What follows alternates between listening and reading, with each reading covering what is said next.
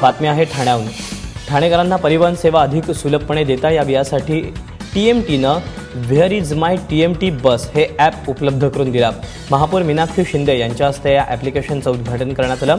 TMTची बस किती वेळात थांब्यावर येणं अपेक्षित आहे, तसंच बस कोणत्या मार्गावर धावणारे, तिकिटाची किंमत, बसमध्ये उपलब्ध असलेल्या सीट्सची संख्या या सगळ्याची माहिती या एका ॲप्लिकेशनमधून उपलब्ध होणार आहे। याशिवाय बसचं तिकीट, पास ऑनलाईन काढता येणार आहे। तसंच येत्या काळात एम इंडिकेटरला हे ॲप जोडण्यात येईल।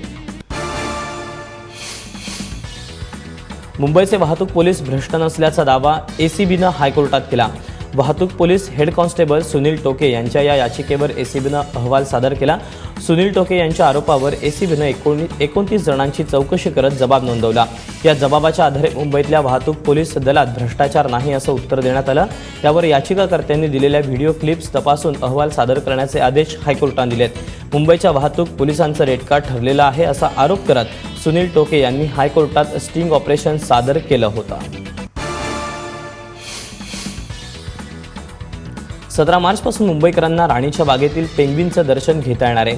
शिवसेना पक्षप्रमुख उद्धव ठाकरेंच्या उपस्थितीत पेंग्विन दर्शनाचा श्री गणेशा आदित्य ठाकरेंच्या संकल्पनेतून साकारलेल्या या उपक्रमासाठी मुंबई महापालिकेनं आतापर्यंत कोट्यवधी रुपये खर्च केलेत। मुंबई महापालिकेच्या निवडणुकीनंतर पेंग्विन दर्शन सुरू करण्यात येणार असल्याचं शिवसेनेनं जाहीर केलं होतं। त्यानुसार 17 तारखेपासून मुंबईकरांना कोट्यवधी रुपयांच्या पेंग्विनचं दर्शन घेता येणार आहे। ध्वनी प्रदूषण रोखता येत नसेल तर या कारवाईला सामोरं जा अशा शब्दात मुंबई हायकोर्टानं राज्य सरकारला खडसावलं। राज्यभरातून ध्वनी प्रदूषणाविरोधात 531 तक्रारी दाखल झाल्या होत्या। त्यापैकी 31 तक्रारींची केवळ दखल घेण्यात आली, म्हणून हायकोर्टानं संताप व्यक्त केला। कोर्टाच्या आदेशाचा अवमान केल्याप्रकरणी उल्हासनगरच्या सरिता खानचंदानी यांनी न्यायालयात याचिका दाखल केली होती। त्यावर सुनावणी करताना कोर्टानं 9 अधिकाऱ्यांविरोधात अवमान नोटीस काढली असून 2 आठवड्यात त्यांना आपली बाजू मांडावी लागणार आहे। पिंपरी चिंचवडच्या महापौर आणि उपमहापौरपदी पहिल्यांदाच भाजपच्या नगरसेवकाची निवड करण्यात आली। भाजपचे नितीन काळजे महापौरपदी तर शैलजा मोरे यांची उपमहापौरपदी बिनविरोध निवड करण्यात आली। नवनिर्वाचित महापौरांनी बैलगाडीत बसून पालिकेत प्रवेश केला। पालकमंत्री गिरीश बापट आणि माजी पालकमंत्री अजित पवार यांच्यात शेवटच्या क्षणी झालेल्या चर्चेतून ही निवडणूक बिनविरोध पार पडली। मुंबई महापालिकेच्या स्थायी समितीच्या अध्यक्षपदी रमेश कुरगावकरांची निवड झाली। स्थायी समितीच्या अध्यक्षपदासाठी शिवसेनेशिवाय कोणीही उमेदवारी अर्ज न भरल्यामुळे कुरगावकरांची बिनविरोध निवड झाली। स्थायी समितीत शिवसेनेचे 10 तर भाजपचे 10 सदस्य असतील, तर शिक्षण समितीच्या अध्यक्षपदी शिवसेनेच्या शुभदा गुढेकरांची वर्णी लागली आहे। गुढेकर यांचीही बिनविरोध निवड झाली आहे। कल्याण डोंबिवली पालिकेनं मालमत्ता करवसुलीसाठी पालिकेच्याच वाहनतळाला सील केल्याचं समोर आलं। कल्याण स्थानकाबाहेरील दिलीप कपोते वाहनतळाला पालिकेनं सील केलं। वाहनतळाच्या ठेकेदारानं पालिकेचे मालमत्ता कराचे 1 कोटी रुपये थकवल्यानं पालिकेनं हे पाऊल उचललं। बातमी विरारमधील संपदा सांबरे हिची हत्या झाली नसून तिने आत्महत्या केल्याची प्राथमिक माहिती समोर येते।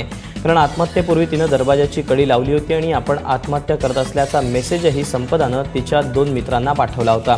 पोलिसांनी संपदाचा पती सागरवर हत्येचा गुन्हा नोंदवून अटकही केली होती। मात्र सोसायटीमधल्या CCTV फुटेजनुसार सागर घटनेच्या वेळी बाहेर होता हे समोर आलंय। केवळ संपदाच्या माहेरच्यांच्या दबावापोटी सागर सांबरेला पोलिसांनी अटक केल्याचा आरोप होत आहे। कल्याण पोलिसांनी 2 मोठ्या कारवाया करत अट्टल घरफोड्यासह जुन्या नोटा बाळगणाऱ्या 5 जणांना अटक केली। घरफोड्यांकडून 14 गुन्हे उघडकीस आले असून नोटा बदलून देणाऱ्यांकडून तब्बल 20 लाखांच्या नोटा जप्त करण्यात आल्या। तसंच त्यांच्याकडून सोन्या चांदीच्या दागिन्यांसह 12 लाखांचा मुद्देमालही जप्त करण्यात आला। तर दुसरीकडे 20,27,000 रुपयांच्या जुन्या नोटा जप्त केल्या असून 5 जणांना अटक करण्यात आली आहे। प्रकल्पग्रस्तांच्या प्रलंबित मागण्यांसाठी नवी मुंबईत आगरी कोळी युथ फाउंडेशननं आमरण उपोषण सुरू केलं। बेलापूर सेक्टर 15 ते अर्बन हार्ट असा विराट मोर्चा काढून प्रकल्पग्रस्तांनी सरकारविरोधात घोषणाबाजी केली। प्रकल्पग्रस्तांच्या या आंदोलनाला सर्वपक्षीयांनी पाठिंबा दिला। जमिनी नावावर करा, गरजेपोटी बांधलेली घरं नियमित करा, या 2 प्रमुख मागण्यांसाठी हे आंदोलन केलं जाते। मागण्या पूर्ण करण्याचे लेखी आश्वासन मिळेपर्यंत हे आंदोलन सुरूच ठेवलं जाणार आहे। NDRFच्या धर्तीवर मुंबईत लवकरच CDRF म्हणजेच सिटी डिझास्टर रिस्पॉन्स फोर्स स्थापन करण्यात येणार आहे। या पथकामध्ये महापालिकेच्या सुरक्षा दलात गेल्याच वर्षी भरती झालेल्या 200 जवानांचा समावेश असेल। स्वतःचं आपत्ती व्यवस्थापन पथक असणारं मुंबई देशातील पहिलं शहर ठरेल। द व्हायरल फीवर या यूट्यूब चॅनलचा मालक अर्नब कुमार याच्यावर विनयभंगाचा आरोप करण्यात येतोय। TVFमध्ये काम करणाऱ्या एका महिलेनं ब्लॉगच्या माध्यमातून अर्नूबवर हे आरोप केलेत। अर्नूबच्या त्रासाला कंटाळून गेल्या वर्षी या महिलेनं हे चॅनल सोडलं। हे सगळे आरोप खोटे असल्याचं अर्नूबकडून स्पष्ट करण्यात येतंय, तरी कॅमेऱ्यासमोर बोलण्यास त्यानं नकार दिला।